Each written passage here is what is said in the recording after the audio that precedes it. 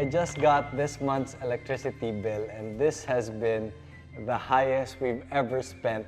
I think it's because it's summer and we're turning on all the appliances in our home to cool our home. So in this episode, we are going to figure out how much does it really cost to cool our home.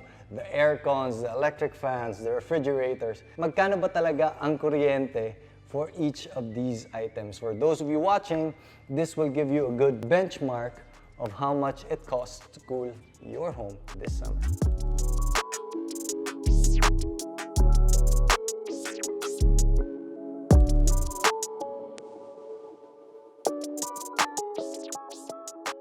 Marami kaming aircon and electric fans here in our home, but ito yung pinaka nakakatakot. And this is designed to cool this entire space. So this is, I think, 6 or 6.5 horsepower na aircon, and we rarely use it because nakakatakot. Hindi namin alam kung magkano talaga ang ginagastos namin. So later on, we'll find out how much it really costs per hour that we turn that on. To find out the exact cost of each of the appliances, this is what we're going to be using. This is a digital power reader, and you can find this online. I'll put up links down below.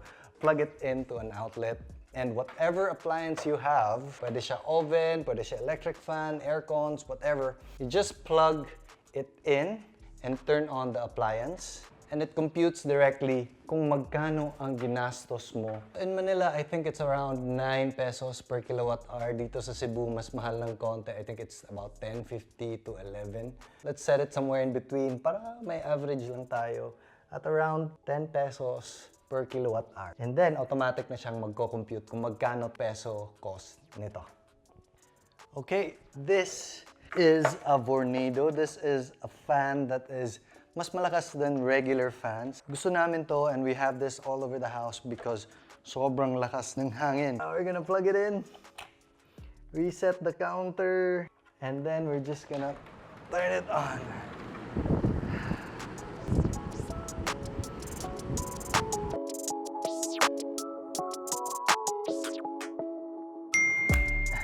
The reading says it's 5 cents, so that's about 60 cents per hour.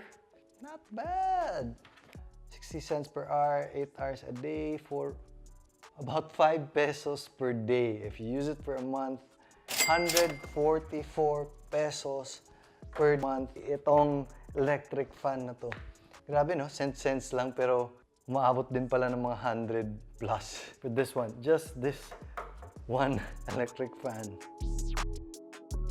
Now we're gonna try Kryz's Social Dyson electric fan. Full blast.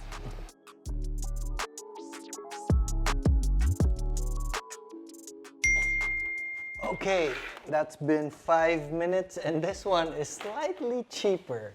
115.2 pesos per month. So, not bad. This is actually cheaper. But what if yung mga ordinary na electric fan? Try nga natin. Typical electric fan, 65 watts. Full at number 3. Shkoy, shkoy.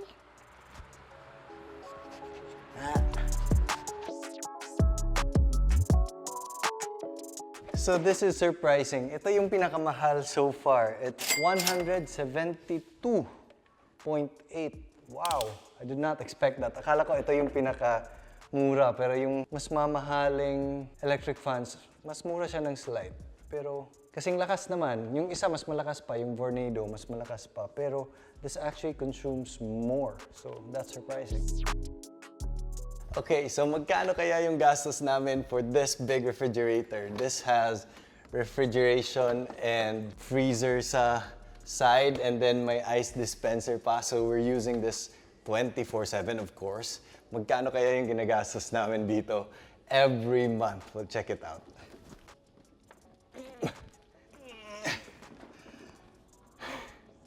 Grabe itong mga experiments na to, guys. I'm sure pag nakita ng asawa ko, pagalitan ako. Pero yeah, for science. I'll wait for mga 20-30 minutes just to give us a good range, and then we'll be able to know how much that costs us per month.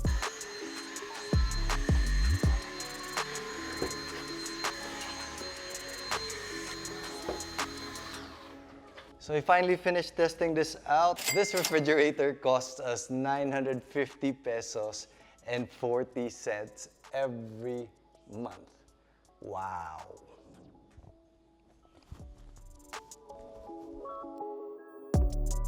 We're in our service area. We're testing this small refrigerator naman. Freezer at the top and at the bottom, ref.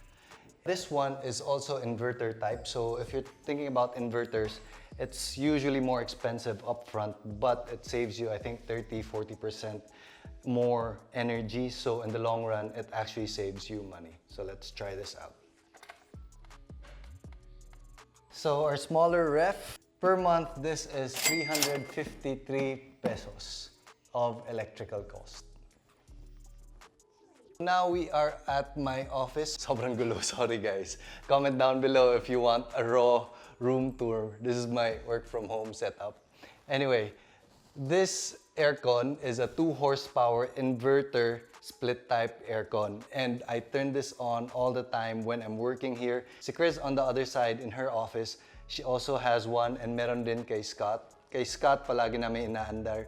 Kay Kryz, we rarely use it kasi ayaw niya gumastos, so she uses an electric fan.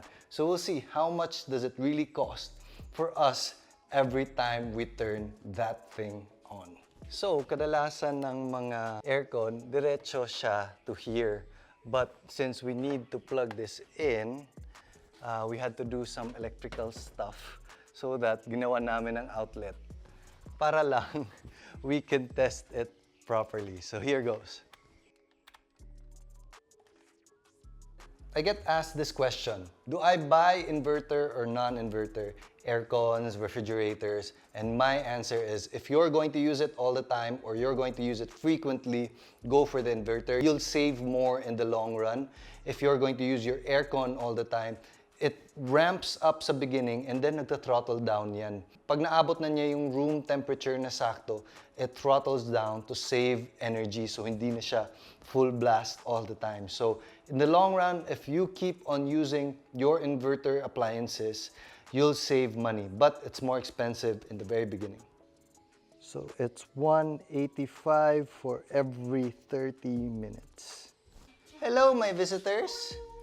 Wait, guess how much this costs per hour? 20 pesos. Per hour? No, of course not. 3 pesos and 70 cents Per hour? per hour. So, On the aircon? yes. I don't believe you. So it's only 888 per month. Impossible. Non-believer. Unbeliever. Scott is not interested in the cost. Parang suspicious ako sa result. So I have this clamp meter. I'll check the amperage, then we can compute the cost. Just to be extra sure. Okay, clamping it. We are getting a reading of around 2.7, 2.6, 2.7 amperes, which we're going to compute right now. Okay, time to nerd out. Kanina nakita natin that it was 2.6 amperes. Then we multiply that by 220 volts to get the apparent power. This is in watts. But we need to change it into true power by multiplying a power factor of sobrang nerdy, by a power of 0.8. But we can compute with that, makukuha natin that it's around 4 pesos and 50 cents. 1,098 pesos. Kanina na-compute natin was around 888 using the power meter. So I think hindi siya magkalayo. It's more or less in that range. So it's fairly accurate. Even with the clamp, ina-assume pa rin natin we have assumed power factor. So that is why sobrang laki ng electricity bill namin. Meron pa kaming malaking aircon na titingnan natin ngayon. So we're just about to have lunch. Thanks for preparing, Malede. Scotty is eating.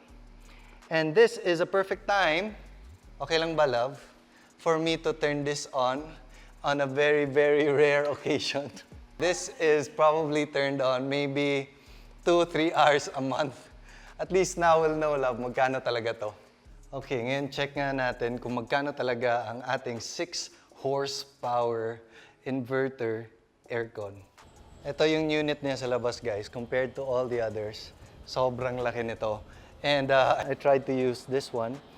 Pero it wasn't making sense. I called up the electrician and ang sabi niya, hindi na kaya nito yung rating. So we have to use the clamp to get the consumption of this.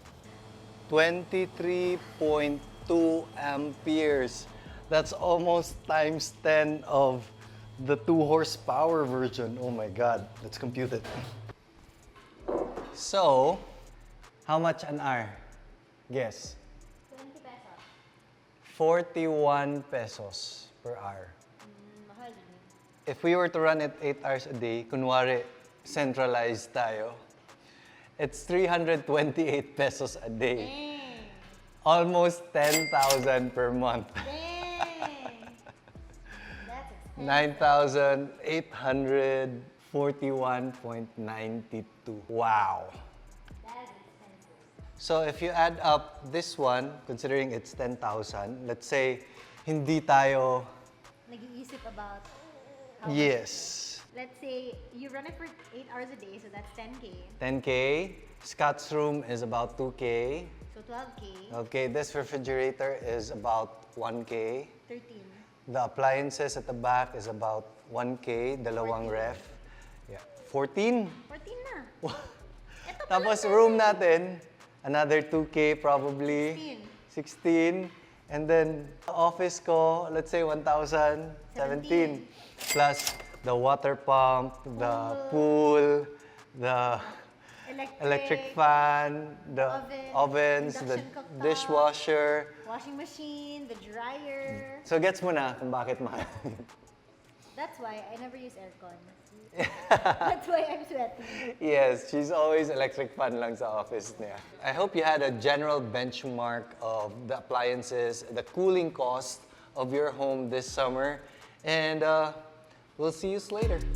Bye!